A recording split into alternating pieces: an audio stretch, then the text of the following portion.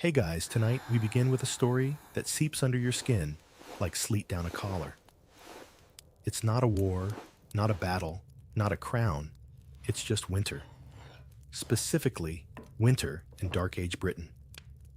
There's no epic music score, no hero's journey, just damp wool-gray skies and a daily fight to not freeze to death in a house that leaks more than it shelters.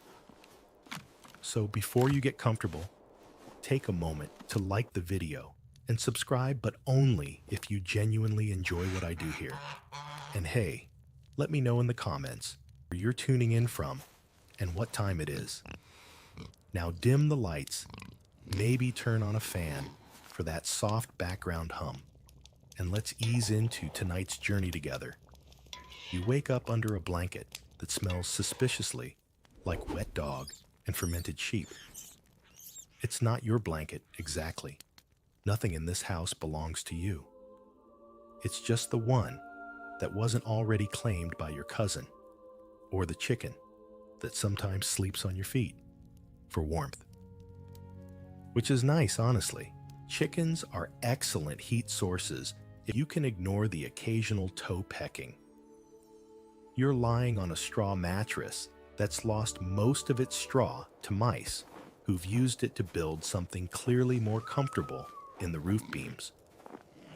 You feel their little claws skitter above your head every night, and sometimes in your dreams they're the size of wolves. You sit up slowly because your back is one continuous ache, and the ceiling is low enough to scalp the careless. The thatch above you is dripping again. The snow outside is melting just enough to find the gaps in the roof and fall directly on your blanket in a slow, cold plop. A piece of ice lands on your neck like the world's most aggressive alarm clock. You are to be very clear indoors.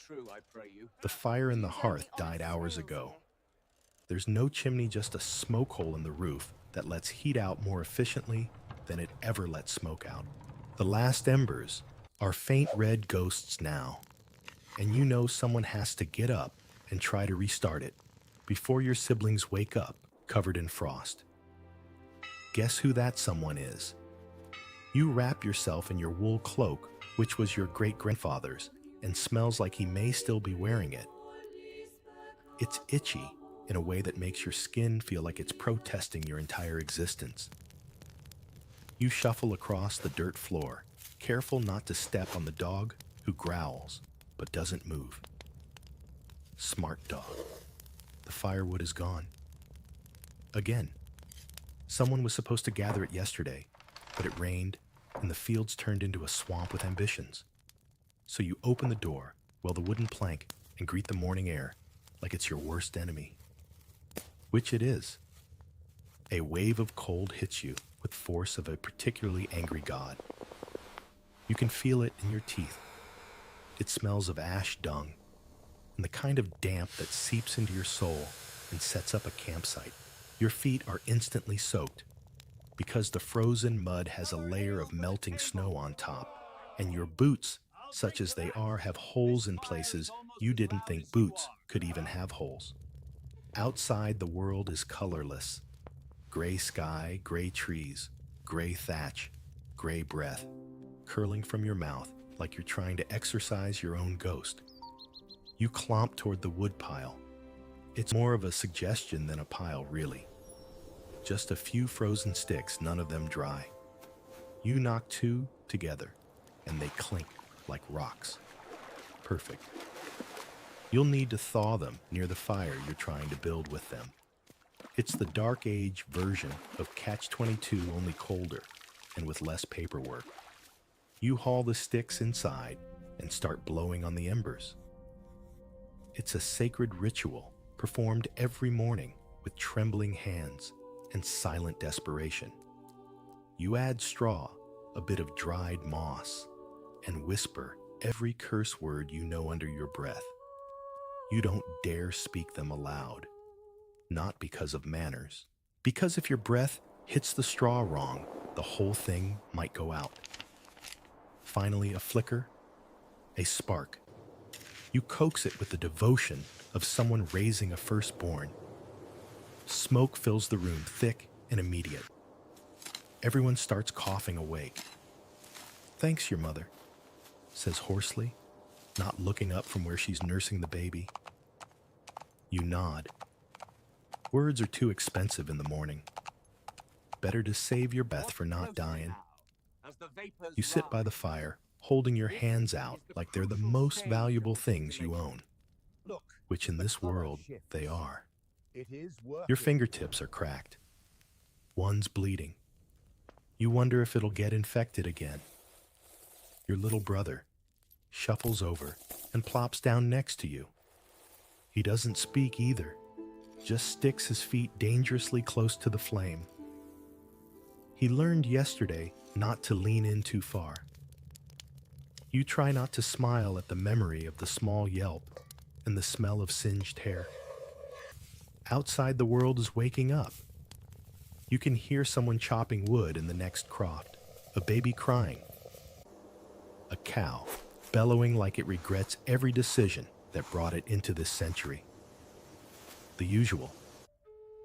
A scholar once wrote that winters in Britain during the early medieval period were survivable.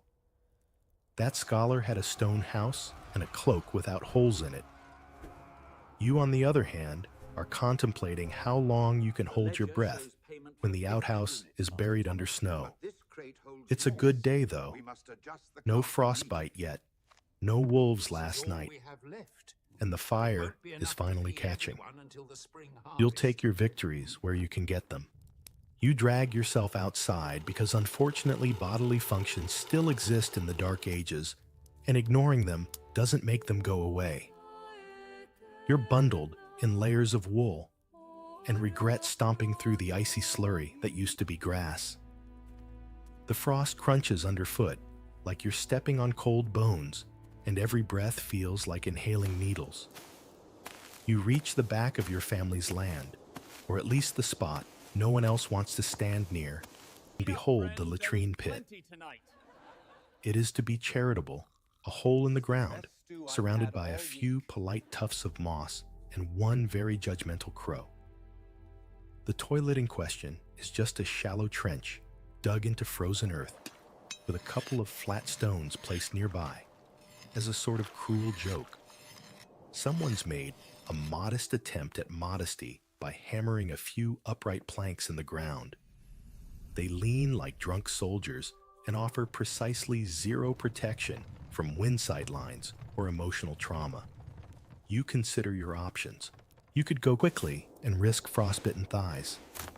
Or you could wait and endure that very specific stomach twist that lets you know nature doesn't take reservations. You pick the first option. You're not brave, you're just realistic. You crouch. It's not dignified. Nothing in this process is.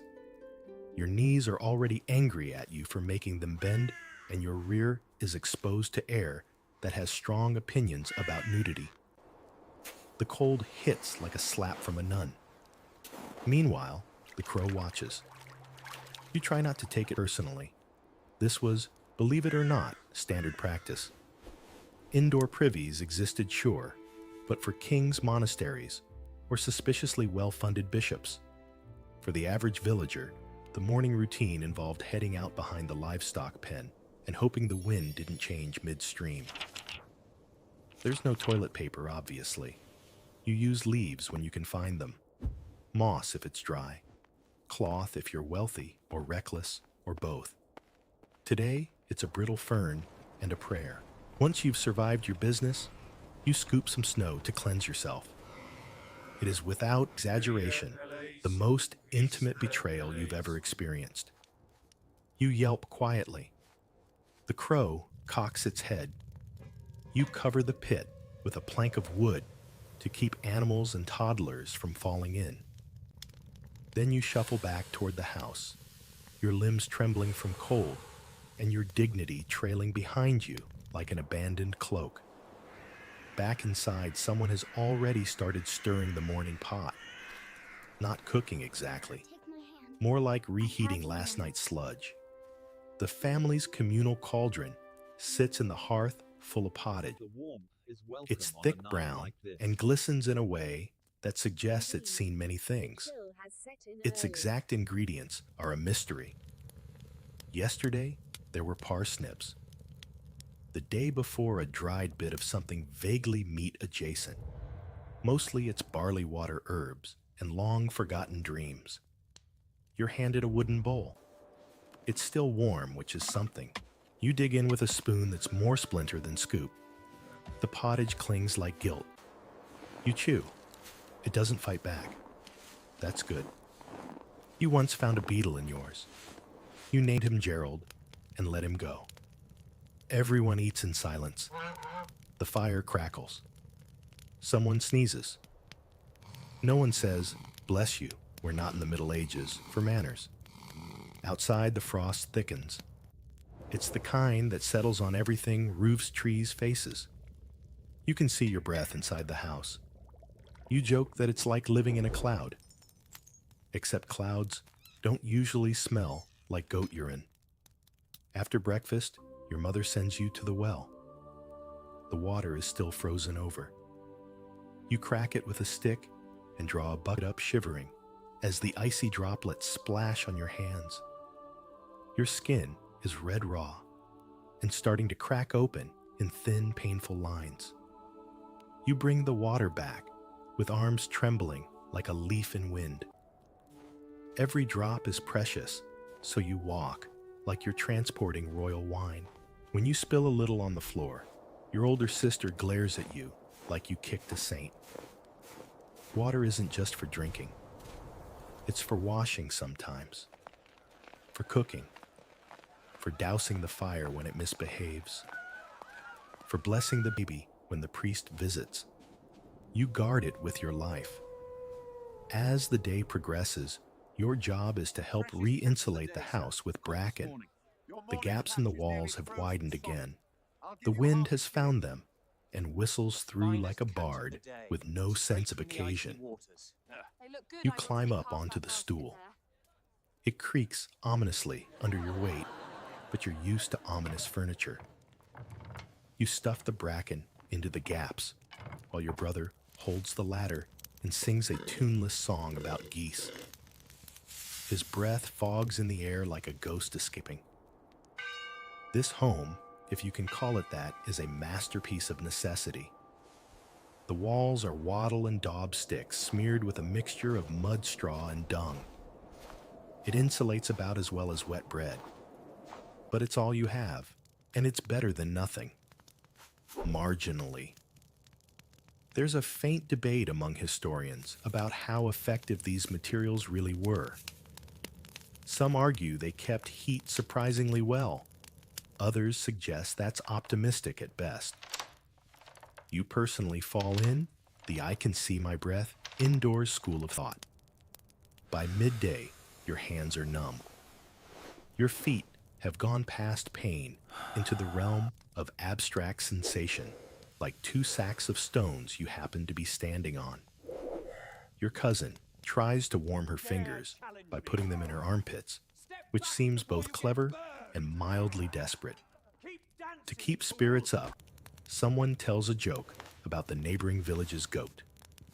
It's not a good joke, but it passes for entertainment. In a world without books, songs, or YouTube, you take what you can get. You huddle near the fire again as the sun sinks below the tree line. You think it's around 4 o'clock, but time has no real meaning here. There's no clock. Only smoke, dark, and the increasingly urgent sense that if someone doesn't find more firewood soon, you'll all be turning into medieval popsicles by morning. So you go out again. This time, the cold cuts deeper. The air smells metallic. Your breath fogs in front of your face like a dragon with a sinus issue. The sky is pink at the edges, which is either beautiful or a sign of frostbite hallucination. Maybe both. You find a fallen branch. It snaps cleanly, frozen solid. You break it down with numb hands and trudge back, fingers bleeding slightly. You don't really notice anymore. Inside, you place the wood beside the hearth. It steams gently, defrosting. Someone adds dried moss. Someone else whispers a thank you. It's not much, but it's something. The hut smells of smoked cabbage and the dog's particular brand of loyalty. You wrap yourself in a blanket and lean back against the wall. You survived the morning. Congratulations. Only about 60 more days of this left. You wake again, just as the fire hiccups back into life. Someone tossed on a damp log, and now the whole hut smells like wet dog and burnt mold. It's fine. You're used to it. The warmth, such as it is, kisses your cheeks, and then immediately disappears, replaced by the cold fingers of morning air poking under your cloak. You blink your crusty eyes and take inventory 10 fingers, probably 10 toes, and a gnawing ache in your stomach. That means it's time for breakfast. That word, breakfast. It promises so much, doesn't it, pancakes? Toast. Maybe a scrambled egg or two. Now forget all that. Here in the fog-soaked limbo of post-Roman Dark Age, Britain breakfast is less meal and more continued punishment. You sit cross-legged on the earthen floor. Your bowl is a cracked bit of pottery your uncle swears once belonged to a Saxon king. Judging by the soot stains and faint odor of turnips, the king wasn't eating well either. Your mother ladles a slop of something vaguely porridge-like into your bowl. It's barley again. Always barley. Barley that's been soaked, boiled, reheated, and occasionally blessed, though not recently. If you're lucky, it has a trace of dried apple skin from last autumn's harvest. If you're unlucky, it has a weevil that didn't notice it was supposed to evacuate. No one says, grace. You've all lived through too many breakfasts for that. You pick up your spoon. It's wooden and carved at a strange angle because your older brother made it during a fever dream last winter. You try to eat quickly before the pottage congeals into something legally considered masonry. It's warm, at least. That counts for something. The truth is, you're not hungry. You're always hungry. Hunger is your normal. It's not a sharp pain anymore. It's more like background noise, like the wind in the trees or the groaning of your grandfather's knees. Barley again, your cousin mutters, squinting into her bowl as though she expected a miracle today. Could be worse, you whisper. Could be nettle soup. She nods. Nettle soup was last week. Someone forgot to soak the leaves properly, and you're still itching in places no one wants to itch in the middle of winter. You scrape the last bits from the bowl and try not to look at your sibling's portion. It's smaller than yours. You could share it, but you don't. Not because you're cruel, because you remember the last time you gave away your breakfast. You fainted in the fields an hour later and woke up with a priest yelling Latin at your forehead. The Dark Ages were not kind to the weak-stomached or soft-hearted. You step outside after breakfast to check the trap line. There's a chance slim laughable that something might have stumbled into one of the woven snares set near the tree line. Maybe a rabbit, maybe a squirrel, maybe an irate badger. All three have happened before. Today it's empty, except for a suspicious-looking clump of your own hair snagged in the cord. You sigh. Even the wildlife's given up. You head back, glancing at the sky. Still gray. Always gray. Somewhere above the clouds is a sun, allegedly. You haven't seen it in 3 weeks. Back inside, your aunt is preparing the next round of pottage. It's a team effort, really. Your job is to sort through the lentils.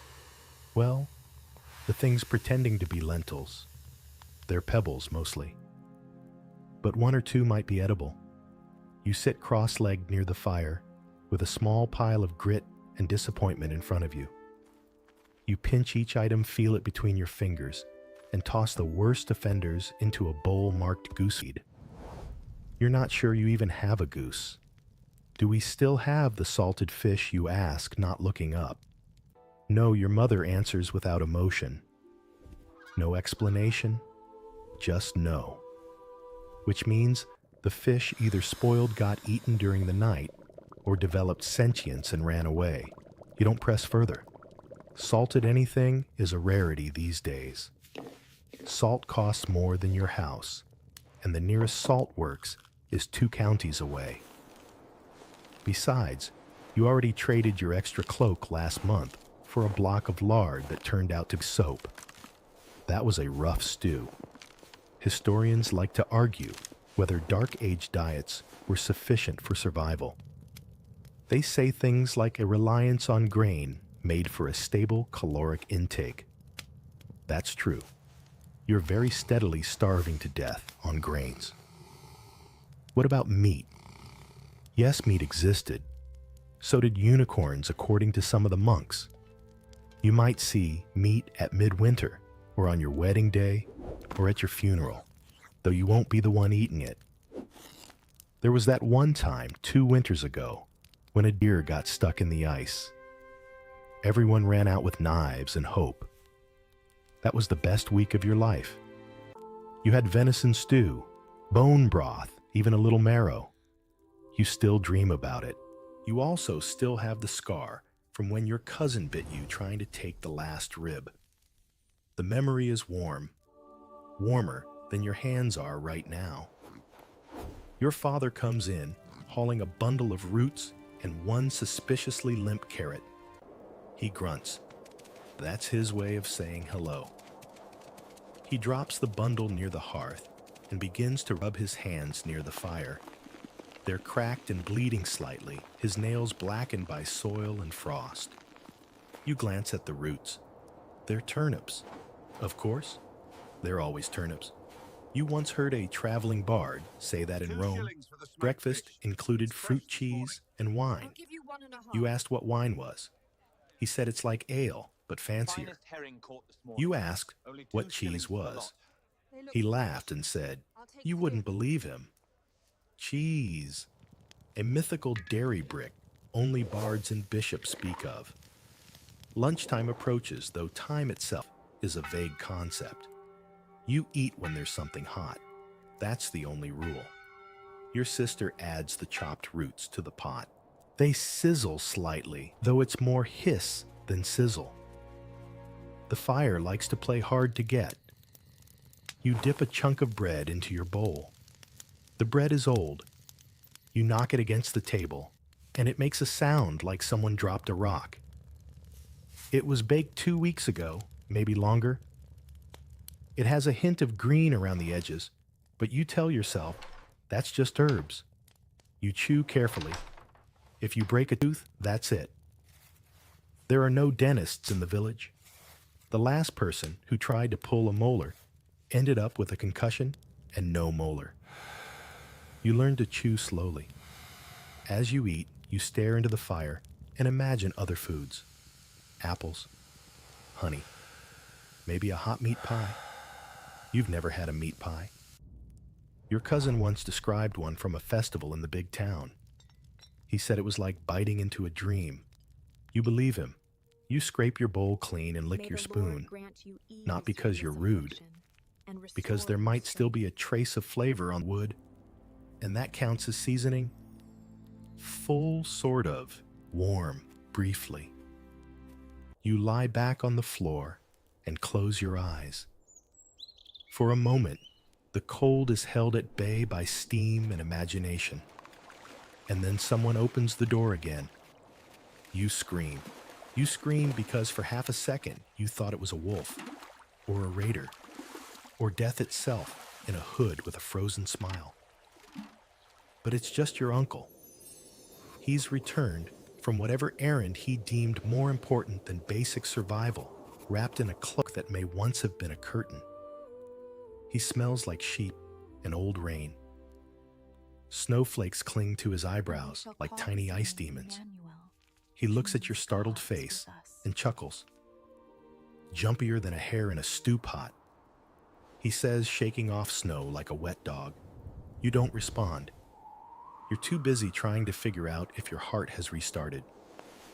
Your uncle tosses a bundle onto the table, rags mostly. But inside is something miraculous. 2 lumps of waxed cloth, layered stiff and unmistakably warmish. Winter gear, sort of. You don't ask where he got it. You don't want to know. Because it's time now. Time to go outside. For real. There's firewood to gather. Again. There's always firewood to gather. Your home eats it like a dragon eats nights.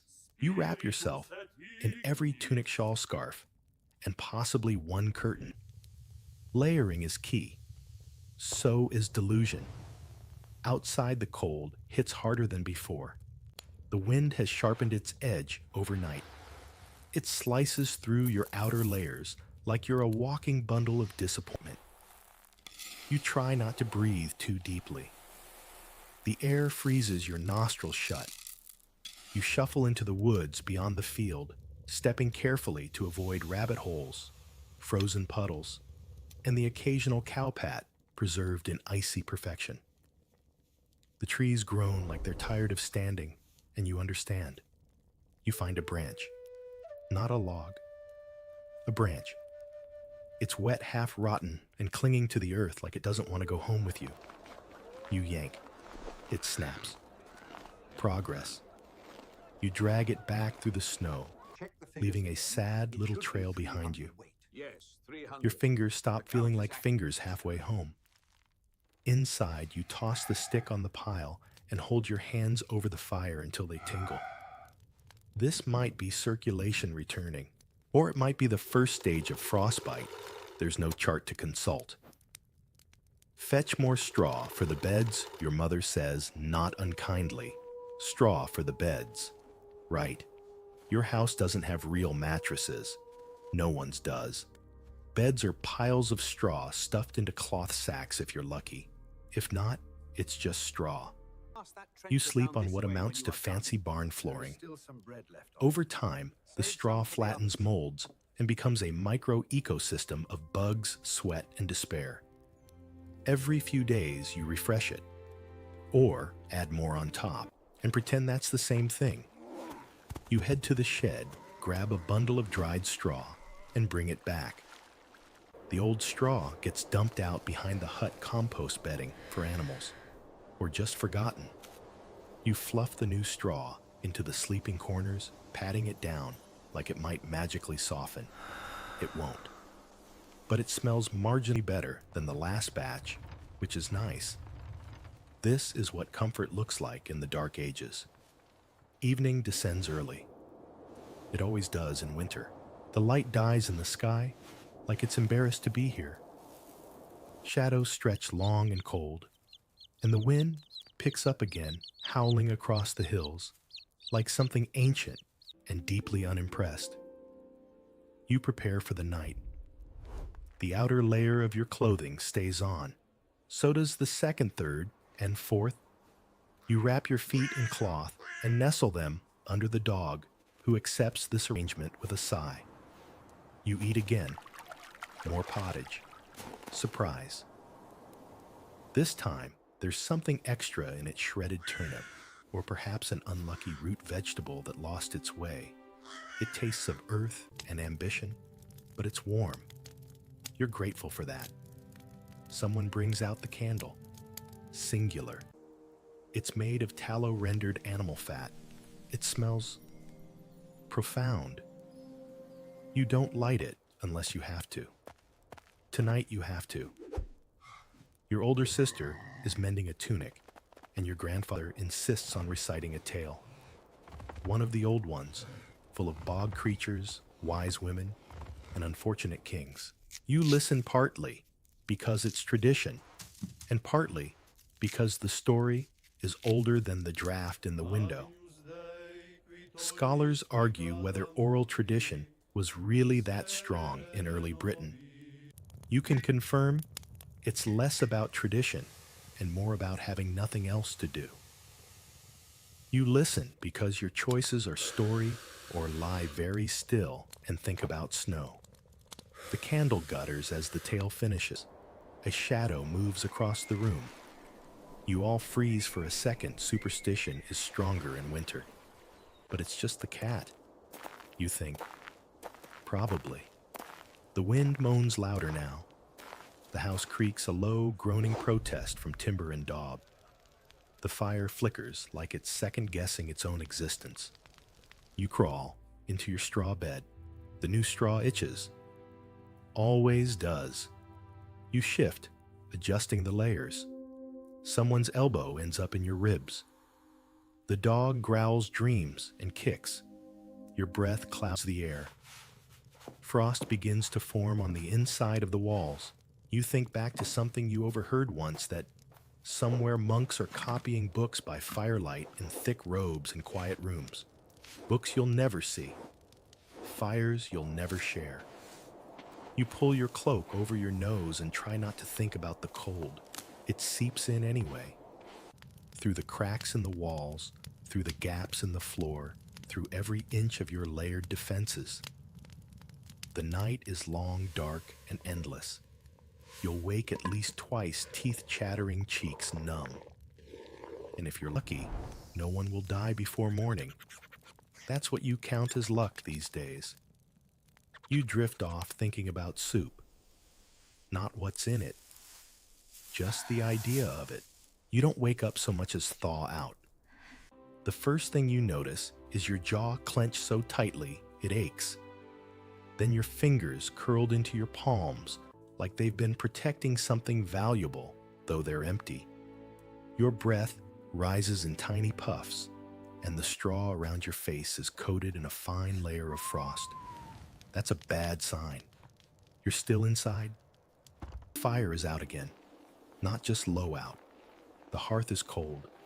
No glow, no embers, just a blackened pile of wood that didn't quite make it to dawn. You sit up slowly, blanket falling away in a stiff fold. The air hits your skin like an insult. Your little brother is already awake.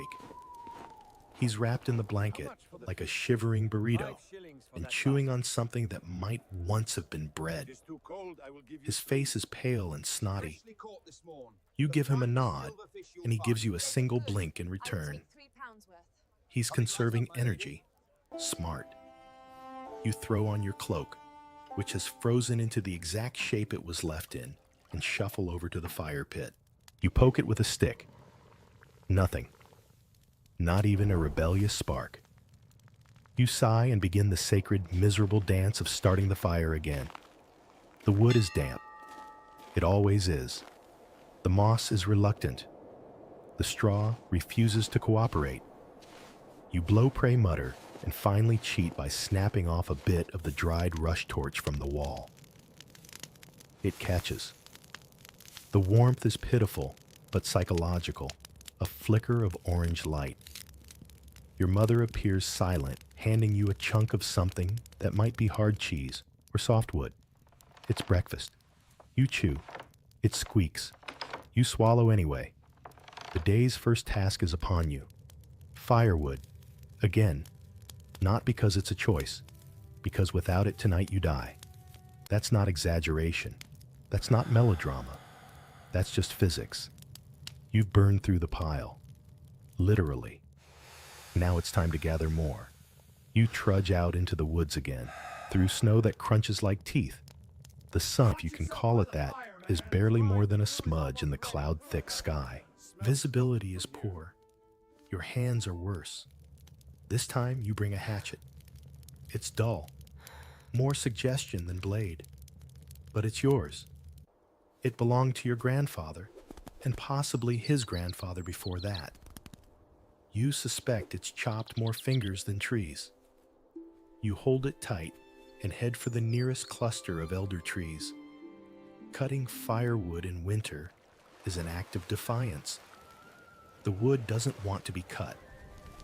The bark is slick, the limbs are frozen, and every strike of the hatchet sends a tremor up your arms that makes your teeth rattle. But you keep going, breath-steaming hands trembling. A distant howl cuts through the woods. Wolf? Probably not. Maybe. You don't stop to check. You gather what you can, twigs fall and branches. And one half-rotted stump you wrestle from the ground like you're battling an old god. You tie it all together with a strip of leather and heave it onto your back. It's heavier than expected. Your spine cracks audibly, and you accept this as your new reality. You trudge home. The wind picks up again, swirling snow in small, mocking flurries. Your eyelashes freeze together briefly. You blink them apart and keep walking. At the threshold of your home, you pause.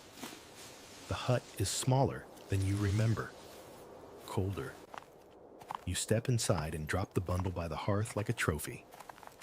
Dry this first, your sister says, nudging the driest bits aside. You nod. Words are for people with spare breath. Your reward for gathering the firewood, a bowl of hot water. Not tea, just water. Heated slightly with maybe a hint of bark for flavor. You sip it like it's wine. Lunch is still hours away. You keep the fire going and sit near it like a moth with knees. Your hands are raw.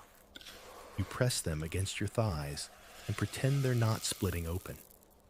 Midday comes with no ceremony. A neighbor stops by.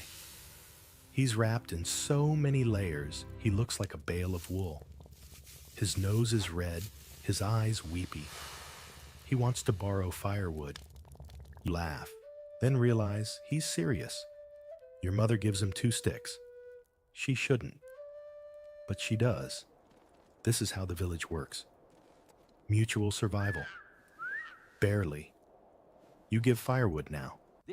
Maybe tomorrow, someone gives you a rabbit leg, or doesn't kill you when you trespass. You nod politely at the neighbor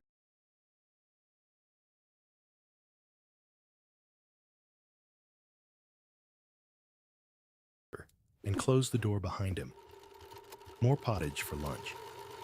It has something different in it. You hope it's a mushroom.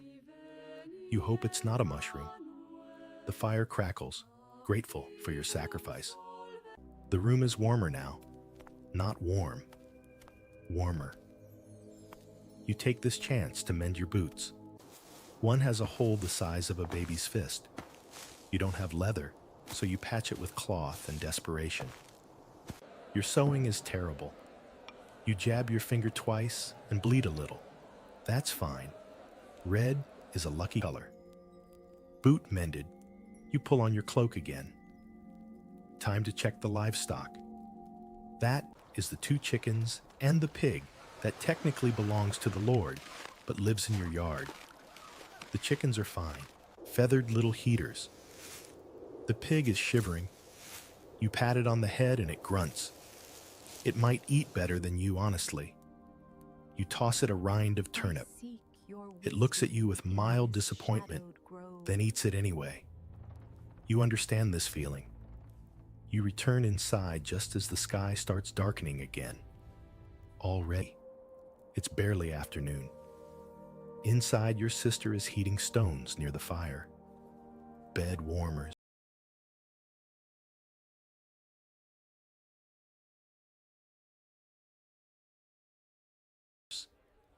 She wraps them in cloth and places them in the straw beds. They won't last long, but they might keep the frost away from your toes for an hour or 2. Your father speaks for the first time today. He's decided to insulate the walls with dried dung. It works, apparently. You don't argue. He hands you a bundle and a trowel. You spread it on the inner wall like butter. Smelly, earthy, mildly awful butter. It steams slightly as it hits the cold wall. A satisfying hiss. You feel strangely accomplished. Dinner is better. Someone found an onion. It's been added to the pot. The smell is intoxicating. It's just one onion chopped into oblivion, but it transforms the pottage into something resembling food. You eat slowly, savoring. You chew each bite like it might be your last. The fire burns bright tonight. You all sit around it, wrapped in blankets and shadows. Your grandfather tells another story, this one, about a king who buried a fire demon under the earth and cursed the land with endless frost. No one questions the logic. It feels true. You go to bed early, not because you're tired, because it's the only way to be warm. You lie down on the new straw, which still itches, but now has a faint onion aroma. Not bad. You curl up, blanket over your head, feet pressed to your sister's back. You whisper a quick hope, not quite a prayer, that the fire stays lit, the snow stays outside, and the pig doesn't come in again. You close your eyes and listen to the wind, to the fire, to the sound of surviving. One day at a time. By the time you open your eyes, the pig is already inside. Again, it's made itself comfortable near the hearth, curled in a patch of ash like it owns the place. No one moves it. No one even looks surprised. The pig offers warmth, and in the dark ages, warmth outranks etiquette every single time. You shift slightly in your straw bed, dislodging a mouse. It scampers away under the loom, in the corner, offended but alive. You stretch slowly, carefully. Any sudden movement risks a sprain, a yelp, or both. Your joints have the consistency of an old door hinge, stiff, reluctant, and prone to making sounds no body part should make. Your clothes, of course, are still on. You sleep in them, live in them, and will likely be buried in them. You pull your outer cloak tighter and sit up, wincing at the cold bite of morning air, slipping in through every possible crack. The fire's still alive. Barely. Someone kept it going through the night. Probably your older brother, who's asleep now, with his foot dangerously close to a smoldering log. You nudge it away. No one wants another toe incident. It's your turn to fetch water. You groan quietly and push yourself up, grabbing the bucket and what passes for boots. They're mostly leather patches stitched together with twine and good intentions. Your feet slide in with all the elegance of someone stuffing a cold sausage into a wet sock. Outside, the world is glazed in white. Not fresh snow ice. Everything has a thin crust, like the land tried to preserve itself for some bleak archaeological exhibit. Trees shimmer with frost.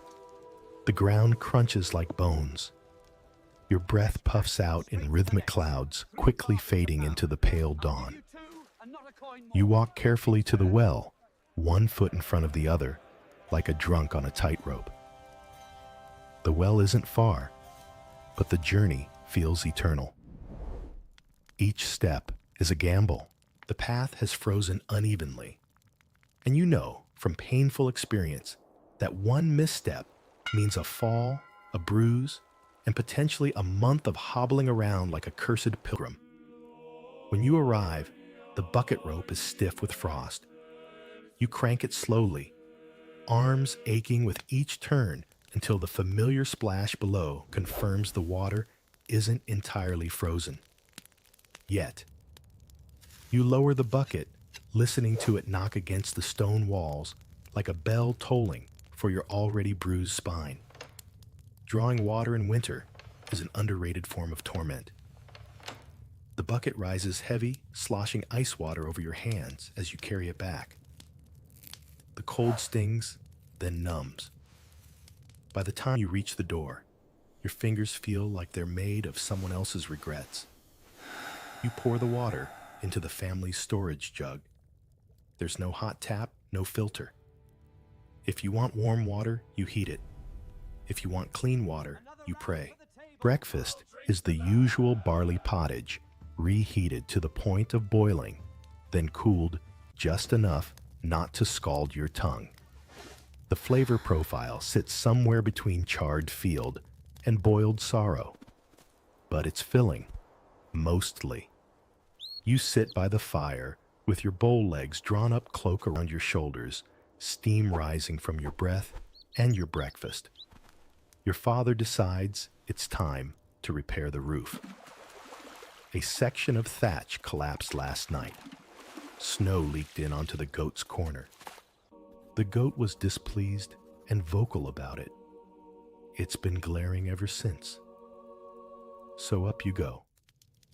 You and your brother climb onto the roof, slipping and sliding on the frosty straw. The thatch is slick frozen and inclined to betray you at the worst moment. Your brother mutters something about worse than the Viking raid on his breath, which is likely a joke. Probably. Repairing thatch is not glamorous. You tie bunches of straw together, cram them under the older layers, and hammer wooden pegs into place. Every movement is a fight against numb fingers and the ever-present threat of sliding off and landing face first in the midden pile. At one point, you sneeze and nearly die. But eventually, the patch holds. You climb down, muddy sore, and covered in straw, like a particularly unconvincing scarecrow. Lunchtime, or at least time for more pottage. You swear it tastes slightly different. Maybe someone added wild herbs. Or maybe the pig coughed near it. Either way, it's hot and edible. You don't ask questions. This afternoon, you're on ash duty. Ash from the hearth is collected and stored in clay pots near the door. It has uses: cleaning, preserving food, making lye for soap, which you rarely use. You're not even sure what clean smells like anymore. You sweep the cold gray remains of last night's fire into a shallow bowl, careful not to stir up too much dust. Your hands tremble from the cold, and the ash clings to your skin like it's trying to be permanent. Outside, the wind picks up. Again. It screams across the fields, bending the trees, rattling the shutters, and slamming into the side of the hut like a very persistent god demanding attention. Everything seems to be Your sister stuffs more moss into the window cracks. You help. It's either that or be turned into a human icicle by dinner time. The conversation around the fire tonight is hushed. Your neighbor lost a child. Fever. Started yesterday. Gone by morning. No one says much. There's no use crying. The tears would just freeze. Instead, you pass the cup around hot ale spiced with whatever someone foraged last week. It burns going down. You welcome the burn. Your grandfather hums an old tune, a funeral song but soft. His voice is cracked and shaky, but the notes hang in the air like breath. Then silence. And then just faintly, the sound of bells. Not real ones. Not church bells. Icicles clinking together in the wind. Still it feels holy. You go to bed early. Again. No stars tonight. Just cloud wind and darkness so thick it feels like another layer of wool. You lie down, blanket over your head. The faint warmth of your siblings pressed in around you like a wall. The pig is back. You smell it. No one moves. You exhale. The fire pops quietly. You survived another day. And somehow, impossibly tomorrow, you'll do it again. The pig snores. Loudly. And somehow that's comforting. It means you're not dead. It means the fire's still burning. It means for now, everything in this cramped, freezing hovel is exactly as it should be. Miserable, smoky, crowded, and most importantly, alive. You blink crust from your eyes and inhale a lungful of that uniquely medieval aroma, ash-unwashed humans' fermented goat hair, and... is that onions? You're not sure, but you'll take it. Morning has arrived again, dragging with it the same old concerns, namely, heat, and the fact that you don't have any. The fire's low. Again. Always. You feel a gentle chill at your back, the kind of chill that announces it's going to live inside your bones for the next few hours. The hut is quiet, except for the soft breathing of bodies bundled together like firewood, and one child coughing intermittently like a small engine with bad fuel. You wriggle out from the warmth of your sleeping spot, which is mostly straw animal fat residue, and family elbows, and pull your cloak tight. Your first task isn't glamorous, but it's necessary. It's time to let the livestock out. You unlatch the door and are immediately met with a gust of wind that slaps your face with the same emotional energy as a disappointed nun. You squint through the gray. The animals are awake. Sort of. The chickens blink at you with blank suspicion. The goat snorts, clearly displeased with your lateness. The pig, your uninvited guest and heat source, grunts and slowly heaves itself toward the door like a furry war machine. You guide them out, one by one, careful not to slip on the iced-over threshold.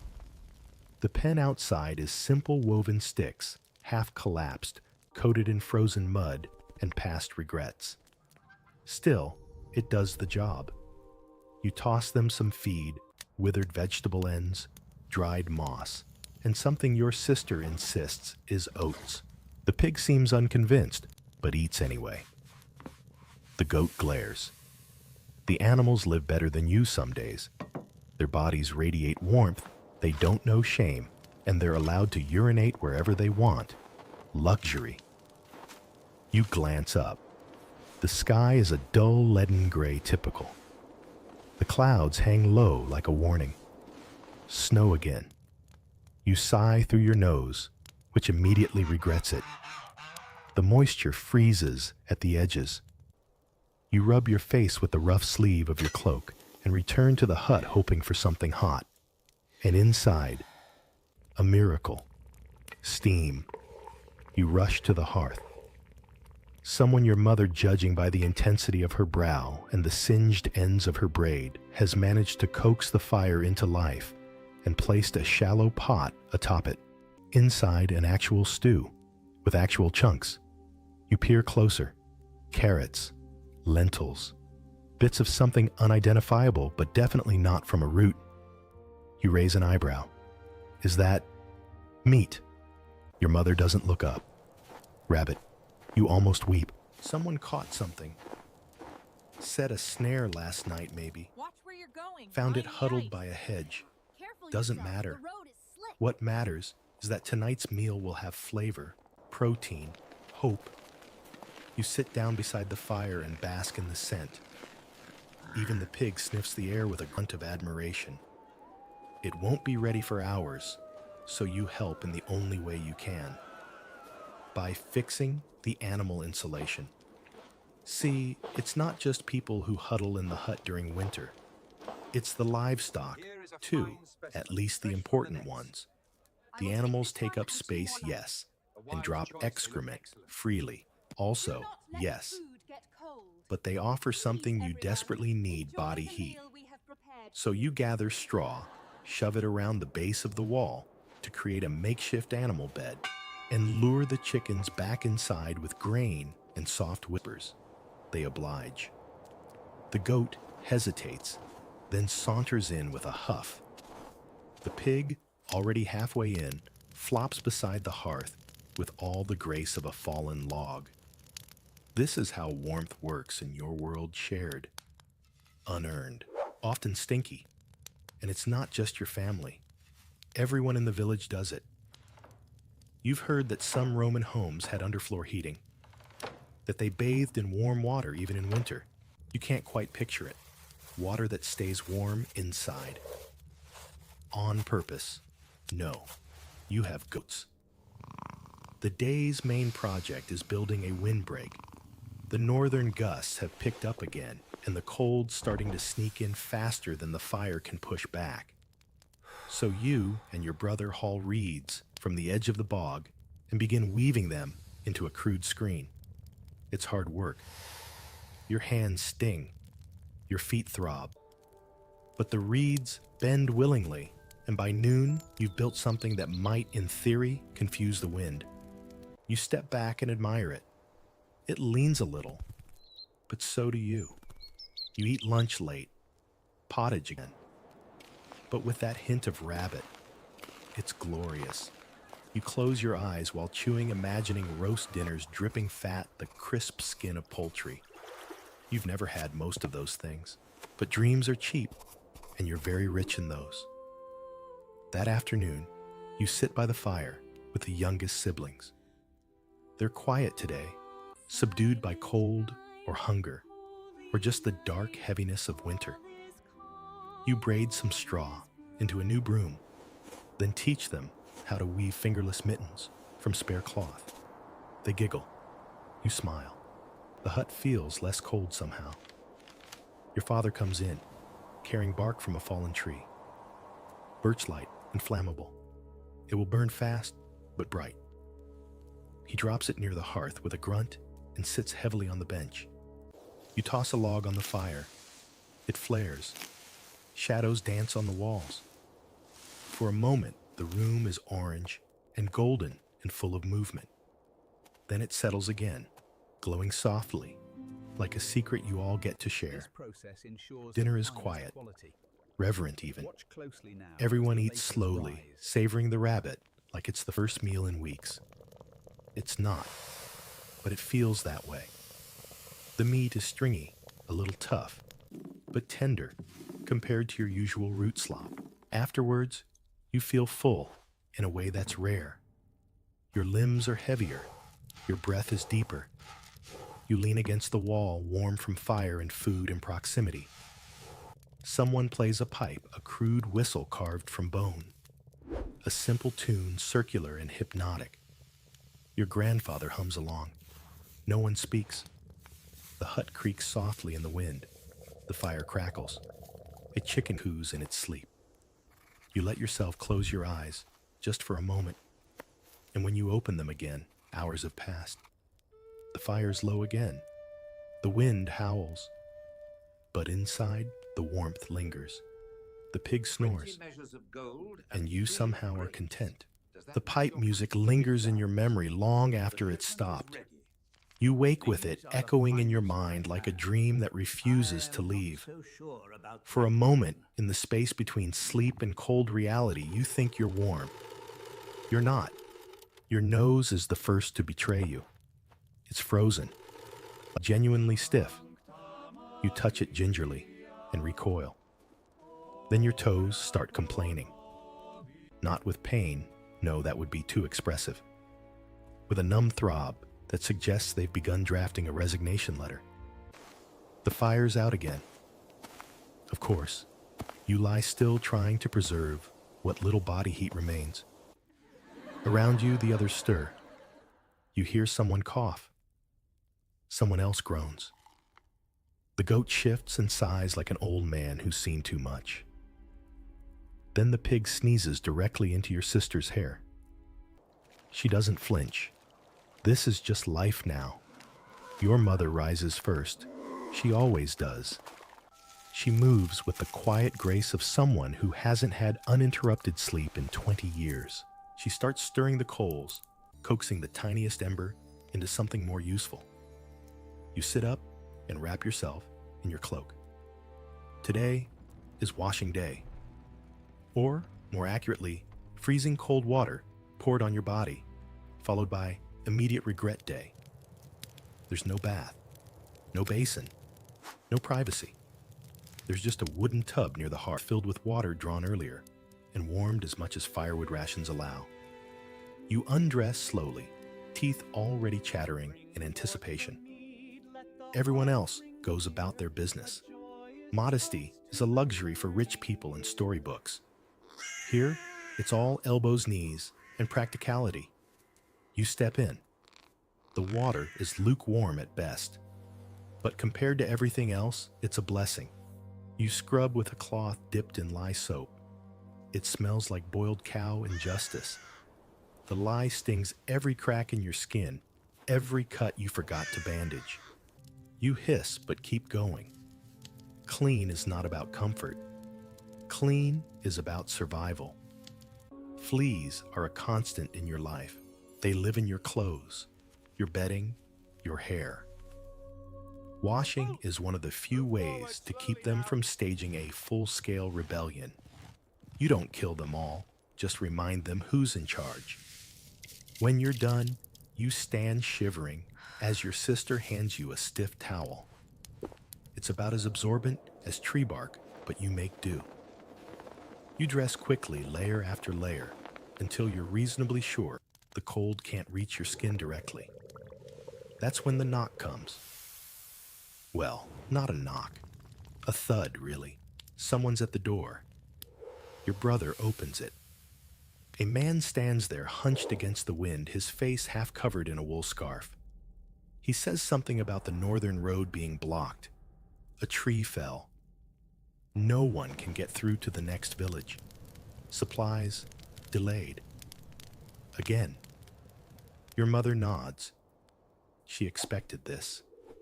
You all did. This is how it is in winter. The outside world shrinks. Roads vanish beneath snow and silence. Your village becomes your whole universe. And if it runs out of something, wood food news, you simply go without. You wonder how the monks are doing. The ones in the big stone priory.